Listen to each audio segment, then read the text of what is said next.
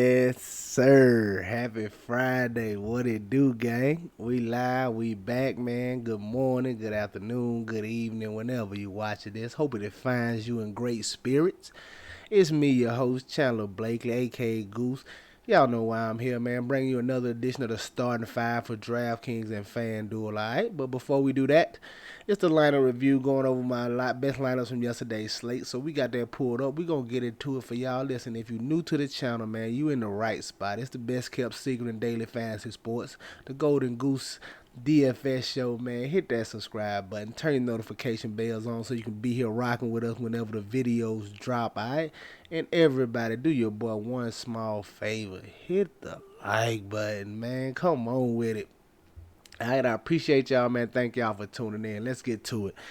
Last night was just just not enough. If you caught the plays I tweeted out, they were solid, but just not good enough. On FanDuel, the two piece I gave you were Kyrie Irving and Robert Williams, and on DraftKings, two piece I gave you was Steph Curry and Robert Williams. All right. We ain't gonna spend too much time on. Like I said, I didn't give a starting five, but like Robert Williams at 5,500, going against a weak Golden State front court, I thought it was a nice chance for him to give us a big double-double. He gave us a little baby one, 14 and 11, 31 fantasy points. Like I said, just okay.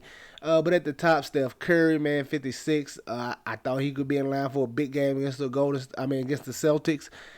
He had a very solid game, but it was an overall team effort. They played good as a team. Like everybody had a solid performance. Curry, Wiggins, Poole, Thompson. It was just a whole team effort and a loss to the Celtics here.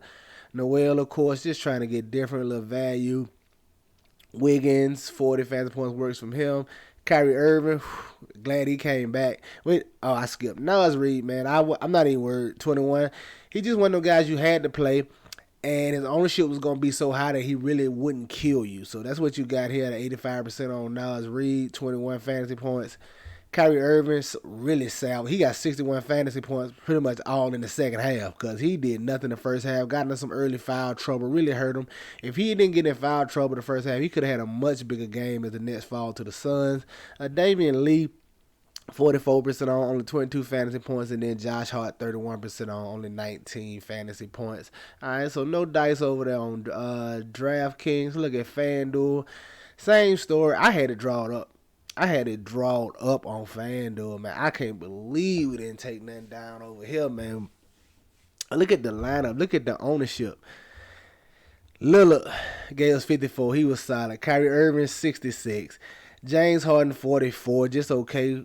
Damian Lee let us down. Josh Hart, same thing. But I got Cam Johnson here at 10%. Just rolling the dice on him first game back. I figured he would be good to go. Nobody really wanted to go there because it's just not that he's not a decent play. It was just an iffy spot. He was just coming back off injury. Nobody really wanted to play him. You know me, chances make champions. Got him in here at 10%. He gave us 36 fantasy points. Robert Williams once again. Got the Drew Eubanks playoff. Man, come on. I just had a feeling Nurk was gonna be in foul trouble against Embiid because he easily can get in foul trouble against anybody. But now you get him against a guy like Embiid who the whole offense is gonna go through. I just knew it was a good chance, so we wanted to get Eubanks in here. Got him at under 1% on, man. 22 fantasy points, solid little play from him. And then at the bottom, man, Nas Reed just, once again, filling everybody down now. But there you have it, man. 309. I think the cash line was like 320. So missed the money over here. But let's get into today's Friday slate. Let's get it, man. Let's dial one up for y'all. Let's get that money train rolling, all right? Pardon me.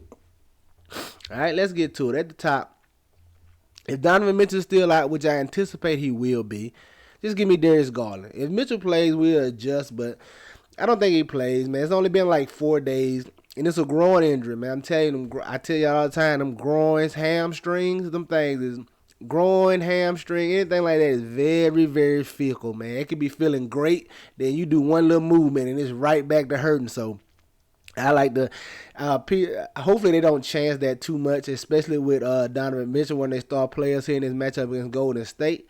But I like getting a guard in him. The Cleveland Cavaliers are favored in this game, so that tells me one or two things. All right, either Donovan Mitchell is playing, but I don't think he is, or Darius Garland gonna have a good game. I don't think the Cleveland can't beat the Golden State Warriors without Garland performing well. I don't believe so. But I like him here with no Mitchell. Usage is up. Everything is up, man. Scoring opportunities. He should walk in the building with a double-double, man. As long as everybody hitting their shots, you getting a double-double from him with assists. So I love getting Darius Garland with no Donovan Mitchell in his spot against the Golden State Warriors. I mean, shooting guard, give me DeJounte Murray, 7,800. His prices continue to fall, and he's just been pushing 50 fantasy points the last 3 games. Then you got a questionable Trae Young. If Trae Young misses, for sure give me DeJounte Murray, 7,800. I love this price tag on it. 7,800 for a triple-double threat. Give me DeJounte Murray here in this spot, regardless of whether Trae Young plays or not. But if Trae is out, just dial him up, man. Lock him in for me. Small forward, like I said, I don't think no Donovan Mitchell, so I'm okay doing Garland and LeVert back-to-back once again. We did it last slate. I had no problem doing it again this slate. Great matchup against the Golden State Warriors. Up-pace matchup for him.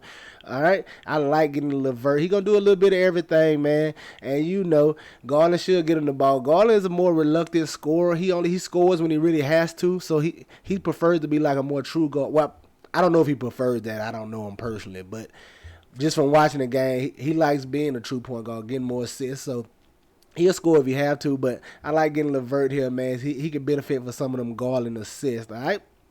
And he going to do his own thing as well. A little shot creation, probably be the number 2 scorer. Number 1 scorer behind Garland, probably number 1 scorer whenever he's out there without Garland. So like getting LeVert at 5,400.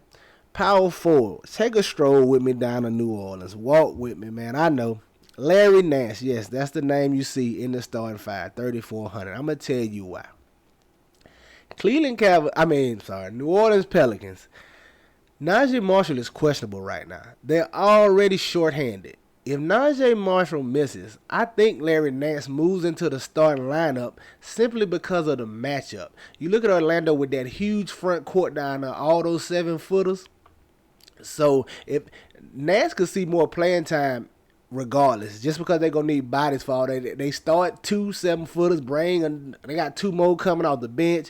It's a huge front court on us. I think they're going to need his size to help contend on the rebound. Now, we've seen them play Nance and Valanciunas beside each other before. Not a whole lot, but like I said, if Najee Marshall misses this game, I definitely got my eye on that. I think Larry Nance becomes a vital value piece on this slate.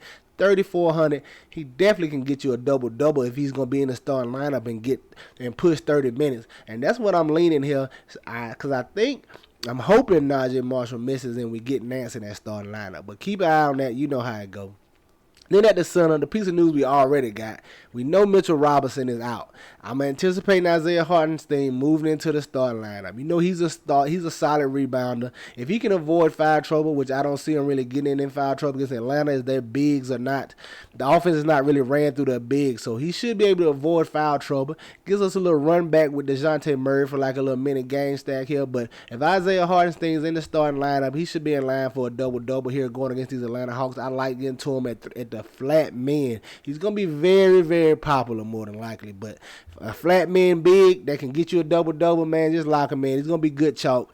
All right, there you have it, your starting 5 for DraftKings. Darius Garland, DeJounte Murray, Caris LeVert, Larry Nance Jr., and Isaiah Hartenstein. Man, get you some exposure to these guys. Get them in your player pools, all right? Let's go take a look at FanDuel and see what I'm feeling over there. You know he's the thumbnail. You're going to see him on both sides. Give me Darius Garland, $8,500. Price a little more expensive over here, but not too much, $400 million.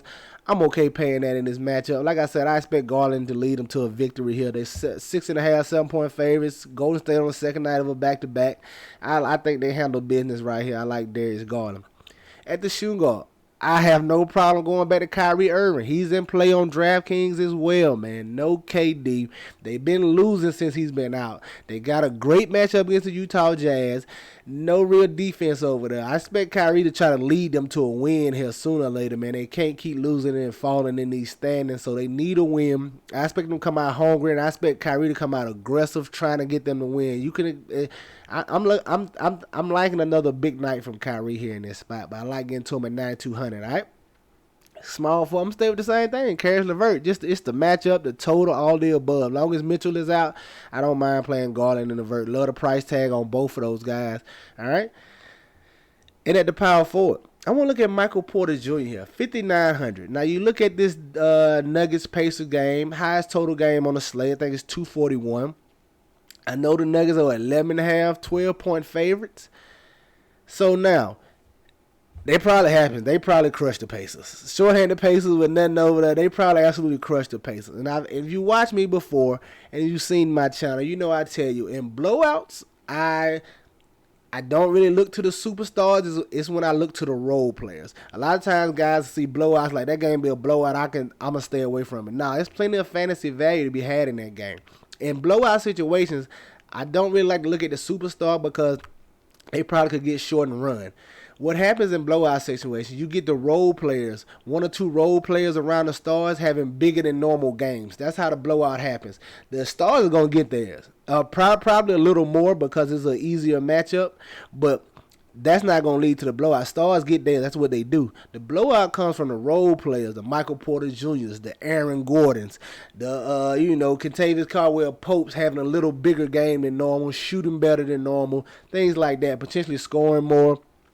So I like looking at Michael Porter Jr. here, 5,900, a role player that can definitely add to the blowout here against the Pacers. He can get hot and fill it up. Hopefully he can fall into some few extra rebounds here in this spot, and he can give you a big number. But I like looking at Michael Porter Jr. 5,900 over here on FanDuel.